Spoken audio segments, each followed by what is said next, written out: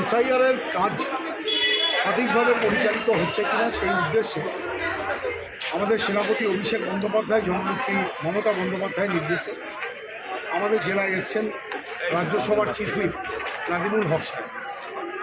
আজকে আমরা মানিকচক ব্লকে ছিলাম। আপনারা দেখেছেন কেন্দ্রীয় নির্বাচন কমিশনের নামে সাম্প্রদায়িক দল বিজেপি এই বাংলার ভোটারদের ভোটাধিকার কেড়ে নিতে চাইছে।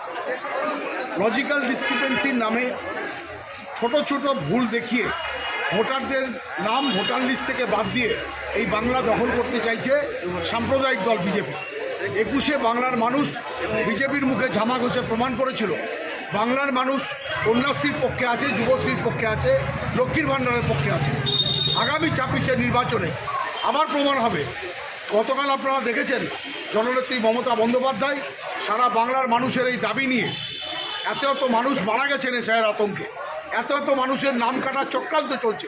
তার প্রতিবাদে তিনি মহামান্য বিচারপতির কাছে সুপ্রিম কোর্টে নিজে দরবার করেছেন। তিনি আবেদন করেছেন এই বাংলা থেকে কোনো বৈধ ভোটারের নাম বাদ না যায়।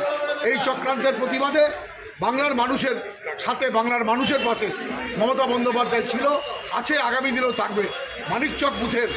মানিকচক ব্লকের সমস্ত বুথের কর্মীদেরকে সাথে নিয়ে এখানকার ব্লক সভাপতি, পঞ্চায়েত সমিতির সভাপতি, সমস্ত প্রধান, উপপ্রধান, আমাদের বিইআরএস সহ সমস্ত বিএলএ নিয়ে আজকের যে সভা অত্যন্ত সাফল্যমণ্ডিত সভা, এবং এখানকার প্রত্যেকটা বুথের কর্মীরা ঐক্যবদ্ধ হয়ে অঙ্গীকার করেছে আমাদের প্রতিটা বুথে একটা বৈধ ভোটারের নাম আমরা কাটতে দেব না।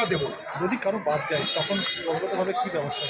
দেখুন, এর বিরুদ্ধে আন্দোলন আমাদের সেনাপতি অভিষেক বন্দ্যোপাধ্যায়, আমাদের জননেত্রী মমতা বন্দ্যোপাধ্যায় ইতিমধ্যেই সুপ্রিম কোর্টের দরজা নাড়া দিয়েছেন।